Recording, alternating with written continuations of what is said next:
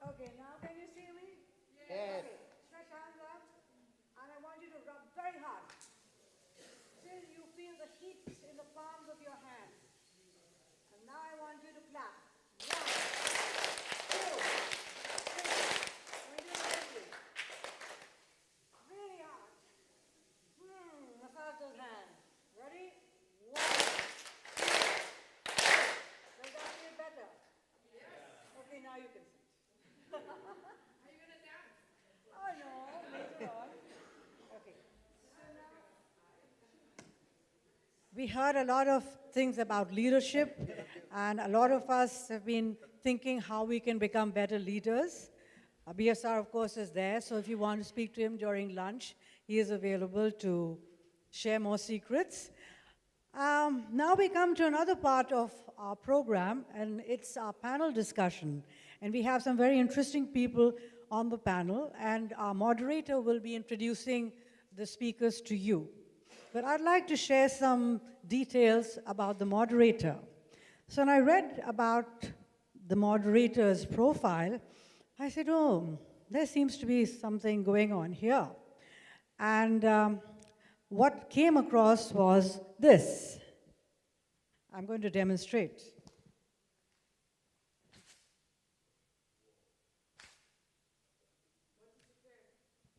Okay, so that means she doesn't really care what other people say. She is going to do exactly what she wants to do. And if there are barriers in the way, she's just going to push them aside. If there are rules that are no longer applicable, you know what? Just get rid of them. And that's exactly what she did. Now, this lady has a love affair with hospitality. She just loves it. And at the time when she decided to make a career in this, it was not really very accepted in her society. But that didn't bother her because she knew what she wanted. She knew that this is where her passion lay. This is where she could make a difference. This is where things could be changed, where more people, more women could come into the industry. So she decided, so what if people don't like what I do? More important, I like what I do. I want to do this, and I'm going to decide for myself what is good for me. So that's exactly what she did. And like right now, I'd like to invite her to join me. And I'm going to break with protocol and ask her to introduce herself. So could you please tell us your name, darling? My name is Munal Hifsi. Assalamu alaikum, first of all. Good morning, everyone. Nice to be with you today. My name is Munal Hifsi. I'm from Ras Al Khaimah, UAE. And currently, I'm the Director of Human Resources for Jumeirah Zabil Sarai. So now, Mona is going to take over because she's our moderator for the panel session, and she will be introducing the guests. Thank you very much. Yes.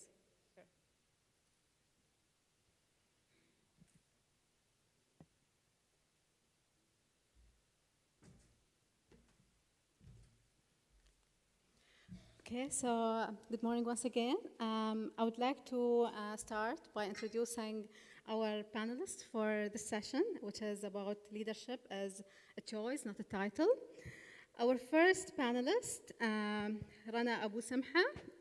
She is the Senior Counsel at Minat Baker Hughes GE Company. Please, Rana, come to the stage. Nice to have you today with us. Hello. Hello.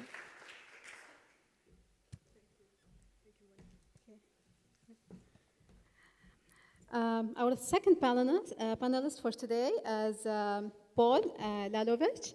Paul is an organizational effectiveness consultant at Emirates Nuclear Energy.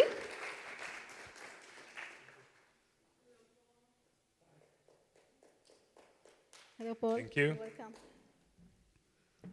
So, okay, and last but not least, we have Professor Christopher Abraham. Professor Christopher, he is the head of Dubai campus and senior vice president of institutional development, SP Jain School of Global Management. Welcome, Professor.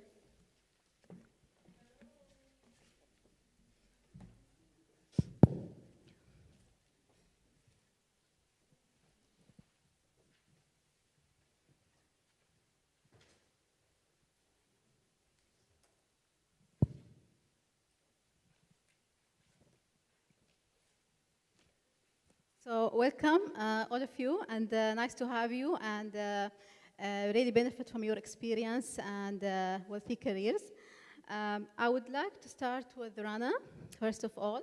Rana, you are a lawyer and a profession, by profession, and a passionate human being. You have your own blog, you told me in our discussion. Rana has a blog actually that's called More Life by Rana. If you want to go and search, she writes about her own passion, passion-related things. I would like to know more about leadership in your point of view. How do you define leadership, Rana? First of all, good morning, everyone. I want to thank Edwin and the organizers for inviting me. I know it's lunchtime. It's around lunchtime, so we'll try to be the session more interesting. I want to give you a bit of background about myself. As Muna has mentioned, I'm a lawyer by profession, but inspirational human being, and I love to empower and inspire people. My journey with leadership starts from early stage when I moved to Abu Dhabi at the beginning. I had, before that, 7 years experience in law profession. And before talking about the leadership and what the leadership means for myself, I believe leadership is the way to inspire people. This is my own definition, and I know there are lots of books, there are lots of seminars like this one who talks about what leadership is, but it's the ability to inspire and leave a human being better when you met them. This is for me what leadership is about. When I moved to Abu Dhabi, and as a woman with no knowledge of the law in the UAE, I was facing lots of challenges. One of them is was forced to demote my title, and this is very interesting because we talk about leadership without a title, to be able to accommodate and understand more about the laws, about the environment in the UAE. And even demoting your title and your position from senior to less at the beginning of your career does not mean that you don't have a leadership role or you don't have an impact on the organization that you are doing. Because although you might not have an executive title, but you have an executive presence as a person, as a human being, which is very important. And we need to tab, I'm sure my colleagues will tab along on this, that the executive title itself will play nothing into the impact and the role that you are doing in the organizationship if you don't have the executive presence. Okay. As I continued in my career, I realized that you are put into a position where you have to take decisions, you have to have an impact on people and on the results of your organization, regardless of the position or the title you are in. And this is where we talk about the leadership is a choice, not a title. And we're talking. I need to quote from Robin Sharma. Rana, I'm interested. How did you come to know about this? Because this is the most interesting part now. I think in a lot of our careers, we just start a job and then we come to know about things. So, what was that light bulb point when you came to know, okay, so this is how leadership should be, or this is how I should do things, basically, as a leader? It's because all the light bulb events comes from challenges, and this is not a coincidence that when you are put that you are actually leading, you are in a position to take decisions, and you are positioned to speak up. And this is one of the things that taught me during my career is the ability to speak up, even if you are surrounded with people with the same mindset or with the same path of taking decision, but to be able to stand up and speak up your opinion, that's what gives you, that's what how you figure out that you have the leadership, and it's not about your position, even if you are surrounded with C-suite people and you are not an executive title. You can speak up, you can have an impact, you can change mindsets, and you can pivot as well. That's really interesting to hear a woman saying this because I feel like a lot of women, from my own career, a lot of time we feel like a little bit maybe intimidated, the word, like by speaking, especially if there are senior people around. So how did you manage to do that? First, it comes with practice. Nothing, again, we are not as, although we have preferences, as Dr. Eid said before, but with practice, and the more you take decisions, and the more you fail, the more you practice to take decisions, and you succeed in your decisions. So it's all about practice at the end of the day. It's the most important point is to start learning and training yourself that you need to step up, you need to take actions, and you need to lead. And it's not because if you're a junior person in the organization or you're not senior enough, it's not my business and I have to shy away from it. Yeah, that's right. That's a good mentality and thinking about it. Paul, I would like to move now to you. I was reading an article that was recently published. It was about leadership and safety. And I was actually just reading it 2 days ago on LinkedIn. It was a paper. And there were some interesting points that you discussed in that paper. So I just want to maybe just shed light with our audience, tell them more, how does leadership related to safety? Sure. I mean, at the end of the day, leadership is one of the biggest, single greatest success factors, regardless of what your endeavor is. But what it really comes down to, we understand, and Mr. Singh was quite explicit in his presentation talking about the importance of vision. But ultimately, what makes or breaks the next step is capability to translate that vision in very quantifiable, easy to understand strategic and tactical elements.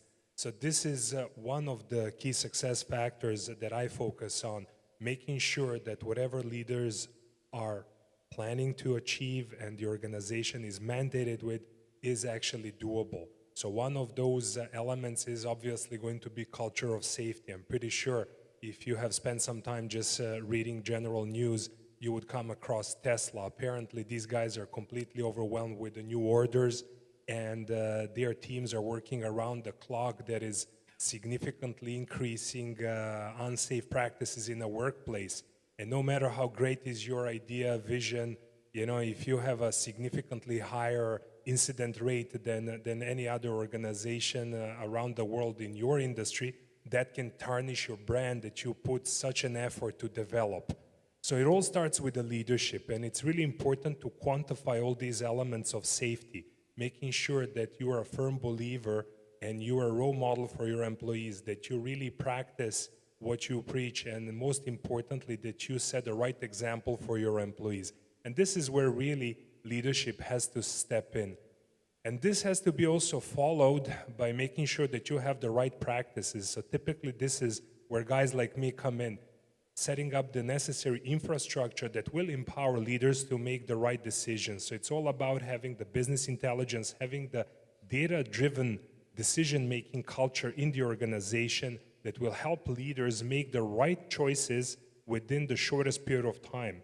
So I think at the end of the day, it comes down to quantifying your vision, making sure you have the right infrastructure, and you, most importantly, have the necessary information to make right decisions. Okay, very good points, Paul. Also in our discussion, like you told me, you have been working in HR, in the HR field, in different areas of HR.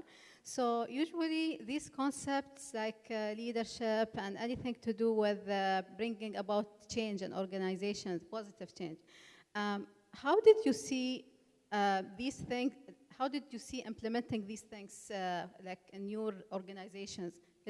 Was it easy to do, to bring about such changes, to improve the leadership, or any challenges that you faced?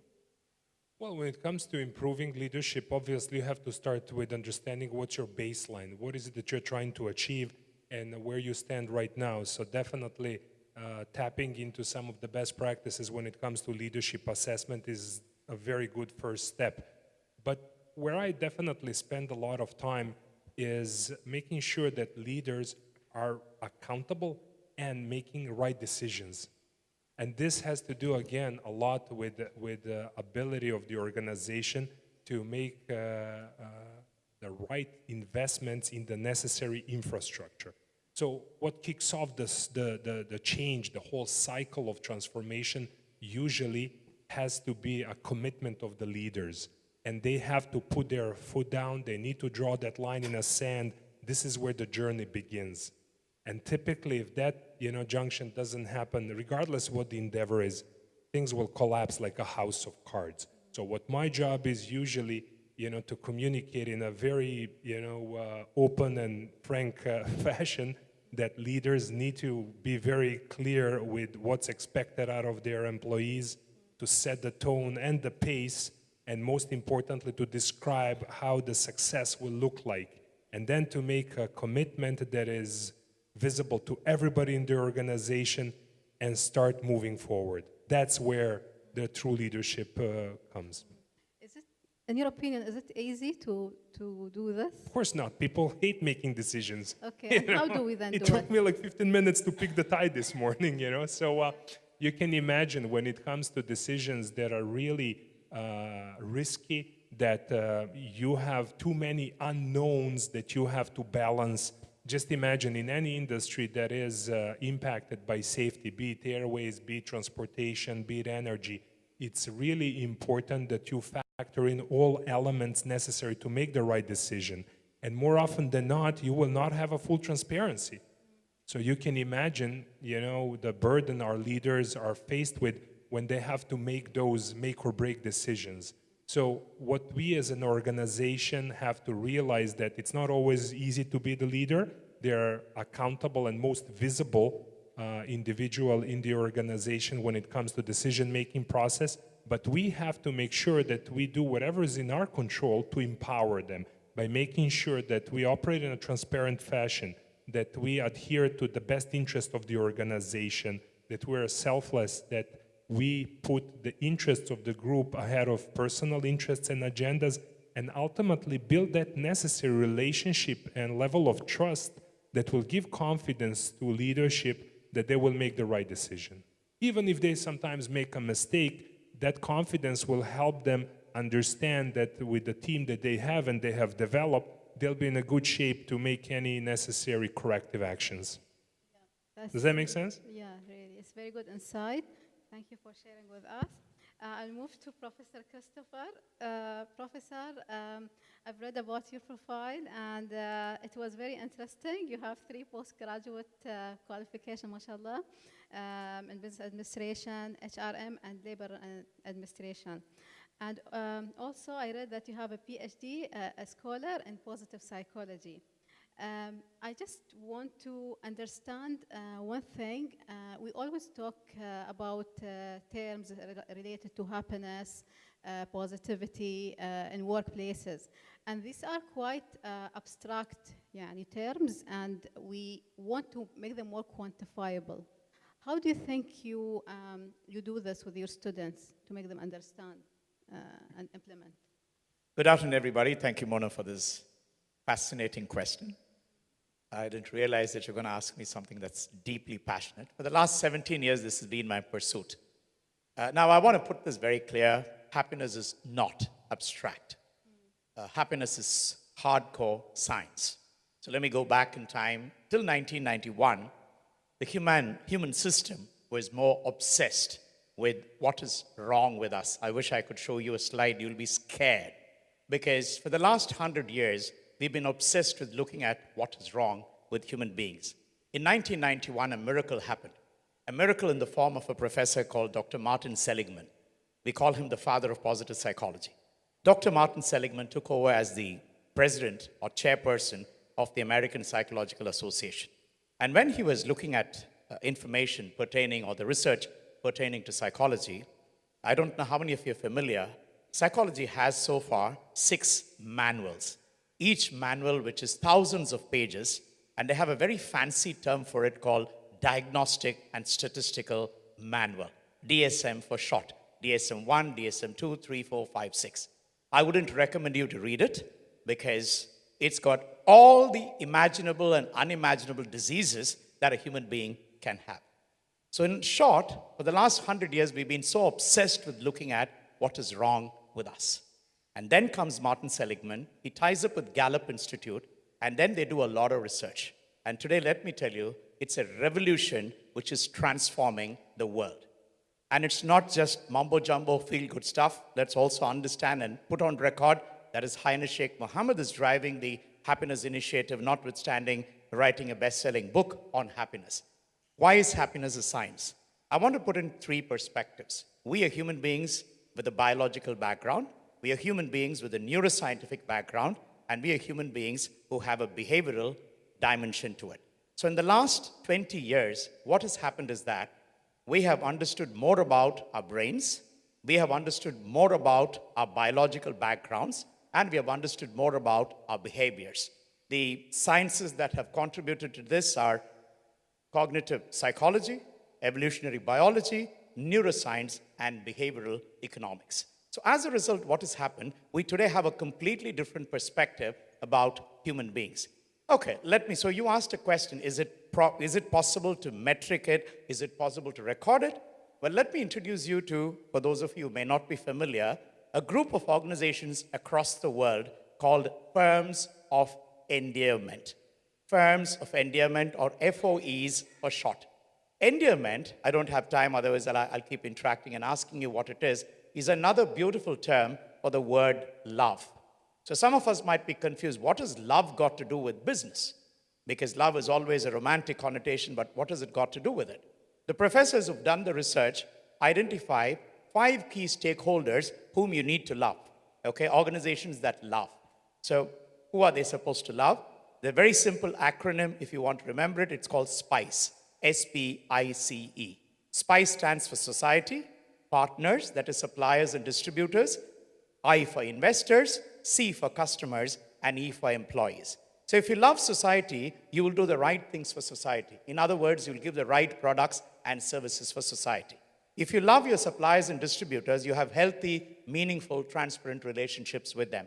If you love your investors, you'll ensure that they get adequate returns on investment. And if you love your customers, obviously you'll take care of them and provide them the best products and the best services. And last but not the least, it's not in any specific order, when you love your employees, a fundamental behavioral law of reciprocity comes in. So if you do good to people, people will want to do good to you. And let me give you the statistical reference. You can go and check this out. Firms of Endearment did a comparison between 3 things. And they're all over the world. Firms of Endearment are across the world. They started with the US, then they went to Europe, then they went to Asia. So now we have a whole research across the world. What are these firms? Okay, I don't want to get into details. They compared Standard & Poor indices, which means what is the performance of S&P companies over a 15-year time period. They looked at good to great companies, Jim Collins, for a 15-year period, and they also looked at firms of endearment. You're not going to believe this, but you got to take it from me. If a Standard & Poor company has a 125% return on investment, and if a good to great has a 175% return on investment, a firm of endearment or a firm of love has a 1,600% return on investment. That's the power of love. So if you're talking about leadership, Paul spoke about the importance of transparency. Mona spoke about the power of practice. And I think these all encapsulated is what it is. Let me give you 2 simple examples to prove this. Okay, and I'm digressing for a moment from happiness. But I think we need to understand leadership in a different context. What is love? Love is giving, nature of nurture, nature, that's it. And if you're authentic about it, if you're trustworthy about it, if you're transparent about it, right? That's what it is. And these guys have created a leadership acronym called TACTILE, T-A-C-T-I-L-E. T stands for trust, A stands for authenticity, C stands for compassion, T stands for transparency, I stands for intimacy, L stands for love, and E stands for empowerment. And that's the new model of leadership. In fact, the professors go on to create a new model called conscious leadership. For too long, like we've been obsessed with the bad side of psychology, we have also been obsessed with the bad side of capitalism. So capitalism by nature is not bad, but sorry, conscious capitalism. I'm Yes. cutting you, Please. but I think it's more important, like for us to understand, since you are a professor, how actually the students, because most of the leadership and related theoretical things taught in schools and universities, how your students actually bring that to their careers? Or Very simple. Yeah. Very how simple. they do So this? we have, by the way, I'm very happy to announce that we have a Center for Excellence for the Science of Happiness being established by SP Jain Center of Global Management. We are just waiting for Her Excellency, the State Minister of State for Happiness, to give us a date to cut the ribbon. So it's any day in the offing. Now, a couple of months back, we took a very conscious decision to embed the power of positive thinking, the power of positive leadership, and the power of happiness towards our students. So we created a course, a 6-module course on the power of happiness, based on the science of happiness from the UC Berkeley module, University of California, Berkeley. One of it was about basically the science of happiness itself. The second module was on the power of gratitude. The third module was on the power of forgiveness. The fourth module was on the power of giving. And the fifth module was about mindfulness, which is again, being away from the technological contraptions and being mindful. And the sixth one was a practicum where they put this into practice. In the practicum, we told them, you have to come back with a live project. And these are MBA students who are going to become investment bankers, supply chain professionals, marketing professionals, so on and so forth. We said, you have to do something. Mr. Rathore spoke about making a difference. It's about having a big vision and making a difference. They said, don't come with some mundane stuff. And guess what? Some of you may be familiar with this. These students have created today what is called a Letters of Love campaign. As we speak, we have more than 1,000 love letters written by college students from this city, from this region, to refugee children across the world. We're trying to finalize. It's become a movement now. Sony TV has covered it. Gulf News had covered it. And we're going to have more than 3,000 plus, or even more if possible, of letters of love saying to all those children across the world in refugee camps, saying there's somebody who loves you, somebody who cares for you. And I want to again remind, we're talking about MBA students who are going to make profit-making ventures. So I think today there's a whole paradigm shift in our thought process about how we can change this. We are now talking about creating a professional certification in positive education to be rolled out to all the school teachers in the schools of United Arab Emirates, which means what? Every teacher becomes a positive transformational force. Yeah. It's got power. It's really interesting Absolutely. to hear these things are happening around us. Thank you for your insights. I would like to move back to Rana. Rana, being a woman leader and successful, as you are successful in your career, what are you doing to, for example, sponsor or help other women around you? Thank you, Muna. First, I want to comment on your, thank you, Paul, and thank you, Professor, for your discussions. What you're saying about the love and the giving and the positiveness and happiness, it's amazing. We all want to nurture this and to provide for this. But this is, unfortunately, is not reality. This is not on the practical ground. I gave a statistical reference how companies actually practice love. Exactly. But the reality now, and if you look at the survey IPM has made, the one you shared, Paul, with what the CEO wants from the leadership, from the new generation of leadership, the most two characteristics that they want is creativity and integrity, which I have a couple of comments on. First, integrity, it shouldn't be even part of it, should be number one, should be the baseline for leadership for any human being. To be a great leader, you have to be a great human being. This is a very simple. That's where love comes in. This is very, exactly, this is very simple. But about creativity, if I were the CEO, they want for the new leaders, and I've seen lots of faces there, you are the youngster, you are our generation, the new generation, to be our leaders, to ask them to be creative, we should start from the first step of recruiting people, of resumes, and which I want to talk a bit about, which I don't like the way we are recruiting people, we are headhunting the new generation. We want them to be creative. We have to revamp all of this. The first thing that all headhunters, all recruitment, or you are in the HR and you understand that, they ask about the resume. I'm not my resume, you're not your resume. None of these people are their resume. The creative part, it's not in their resume. None of us will ask you, what's your hobbies? What's the last CSR work you have done? What's the last pro bono work you have done? How you spend your time, how you actually de-stress? What's your work-life balance? This is not the resume. If you want to be creative, and this is my point of view about creativity, and this is what we want the new generation to be innovative, you have to forget about the resume. We have to put the resume on the side, have the interview with them, and ask them these questions. Ask them about their emotional intelligence, how they want, ask them if they take 30 minutes a day and just walk in the nature. And we'll talk about the nature and how it's really rebuilt the creativity and innovation of the people. The way it's structured, I think it has to be all revamped. If we want to talk about creativity, we need to start with our HR.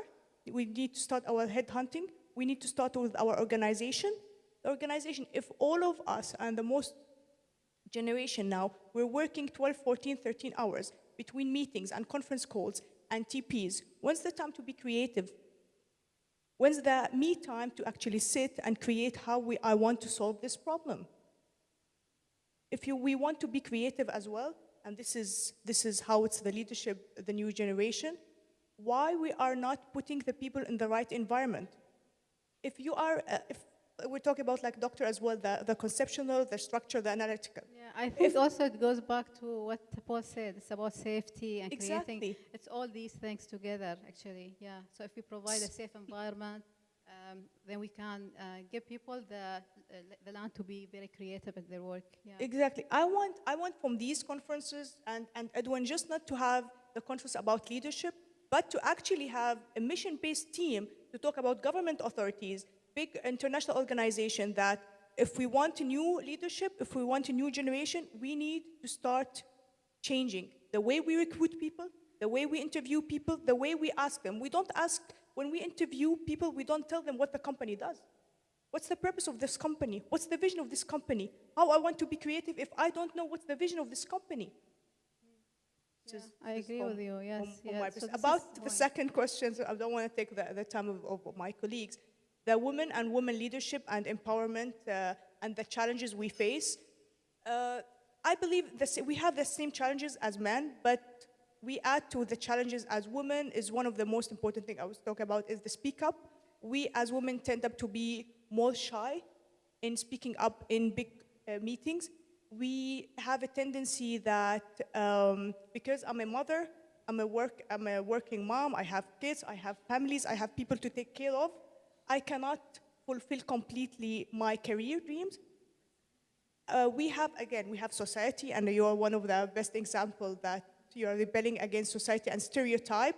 If we have as well, women tend to say less no to the society and environment. If you will, family, your father, your mother, doctors and pharmacists, you end up to being a doctor as a pharmacist. If your father's cousin, whatever, they are lawyers, you end up to being a lawyer. We need to change this, and these are one of the challenges that you face with women. In addition to, we have to be very frank about it. Like women, they don't have the same wage as men. It's an international issue that we're having. It's here in the US, it's in Europe. We work same working hours, but we still are not getting the same wage, the same benefits as men. Okay, so. Okay, so any initiatives are being run in your place, like in your? We have at my organization, we have specifically 2 initiatives that has been running. One of them is we are bringing women back to the workplace where they have left them like for 5 years to take care of their families, to have kids, to take care of their children. So we want to bring them back to the workplace, and we have been doing this initiative, and we have so much people actually enrolling into and coming back to work, because when you have taken a gap 5 years, and we are working on, very fast professional environment, people tend to think that you lost the ability to work professionally because you were a mom or you were like part of the family and you're taken care of. So we are doing this as my organization, AG. Second, we have a program, it's called Grow Plus program to transit female into a leadership position, to work mostly about the challenges that women face, and to try to tackle and find them the right position and the right environment, how they can excel, how they can work more, and how can they be creative as well. Those great initiatives, I think a lot of companies need to run those initiatives. And with, in addition to what Rana said, actually, I would like to highlight something. A lot of time when we talk about, women's or like empowering women's leadership and all that, a lot of people have this misconception that we are talking about, women's and men or we and them. It's not that. It's like we're doing it together because a lot of leadership, like women empowerment schemes, need to be actually taking men into cooperation with us, and we can work together to add more value together. So this is something that I wanted to clarify. Paul, you, mashallah, you traveled around the world, you work in different places and all that. I just need to understand from your experience, did you feel there were any similarities or differences in how leadership is understood or done in different parts of the world? Or it is like... It's quite an interesting question. Just recently I had a conversation with senior partners from a large management consultancy, and the conversation was around market maturity around the world. And my personal opinion is it's not about the regions, it's more about industry sectors. So what I would like to say with this, if you look at even the leadership maturity and capability, it's very much tied to a particular area of activity and industry sector. So a good example would be energy. If you compare energy companies of the GCC, they are at par with energy companies from around the world, and they can go neck to neck with energy companies from the most mature markets in this game. And same thing applies for the healthcare, airways industry. Like if you compare airways industry of the region to airways industry of more developed countries, you would definitely see a big gap in favor of the local airways companies. So when it comes to leadership, I think the same logic applies. It's different, but I would see it being different not based on the region, but more based on the sector they come from. Okay, so basically you're saying it's maturity, how mature the markets are or the industries are. This is It's how mature the particular sector is. That's what actually creates that segmentation. Okay. Christopher, I would like to also maybe you enlighten us on this. There are a lot of themes or like definitions for leadership that obviously students maybe go through and read in their researches and papers. But how do you, for example, as professors, go and make sure that they have the right understanding to this? Okay, currently, actually, I'm doing a workshop for my MBA students on leadership excellence. So one of the key themes is about what we call authentic leadership. Now, authentic leadership is no mumbo jumbo. It's a Harvard Business School program, which actually translates from the core of the inner being of somebody being transparent, truthful, trustworthy, and authentic, and translating that towards his stakeholders. So I think 21st century, the number one prerogative for any leader is to be authentic. Today, it's not even a choice. If you're not authentic, you could be blown apart by the digital media. So you don't have a choice. It's better to be authentic than anything else. So that's my first important thing. Leading from authenticity comes a whole range of other things which are behavioral. So if I walk the talk as the leader, then obviously I ensure that others walk the talk. So you have to walk the talk. And number two is building relationships, meaningful, compassionate relationships. Again, from the frontiers of neuroscience, we know we are social creatures, so we connect. And if we can get communities together, I think it can really work well. So authentic leadership, meaningful relationships, walking the talk would be key factors for 21st century leadership. But before I finish, I wanted to touch upon gender empowerment leadership. There is a transformation, as Rana rightly said, there is a huge bias even in so-called developed nations, and they still face it. But I want to put two perspectives in place, because by conscious choices, we can change that. Musical symphonies across the world, you would find them, I'm going to use a word, infested with more men. So with men, more men. Does that conclude that men are better vocalists and men are better musicians? Well, that was the order of the day for many centuries. till a few professors who decided to actually experiment and see. Till that experiment was done, women were made to do auditions in front of probably a male-dominated group of symphony people, and there would be that bias that creeps up, and they would be ticked off. And these professors said, all you need to do is, we'll give you music sheets of the musicians. We will not tell you what their gender is. We'll not tell you their names. And when they are performing, they perform behind a screen. So the people sitting here to judge them have no clue whether they are men or women or whatever. And guess what? In the last 15 years, there has been a 67% increase in the number of women who are now populating the symphonies across the world. What it tells us is women are equally good at doing everything and anything. It's just that we have a negative mindset that they can't do it. My second example comes from Iceland. The Iceland crisis was the first of everything. So we call it the mother of all financial crises. It started from there. Iceland went totally bust. It went bankrupt as a country. And then the government did something very simple, very remarkable. They got a bunch of women to look after the finances of the nation. I'm serious. And as we speak, 2017, fast forward, Iceland is back to prosperity because we all know this. Moms and sisters at home are much better financial managers, sorry to say this, than MBA qualified investment bankers. And that's the magic. So I think all it needs is a mindset change and an empowerment to look at women as equal, if not superior. So that's my take on that. Thank you very much. I also remember a saying from Hazan Sheikh Mohammed when he said, we have passed already the stage of empowering the woman. We are empowering society through women now, because she is like half of the society. So very nice, a very enlightened discussion with all of you. I don't know, do we open question answer? Do we have time for question answer by the audience?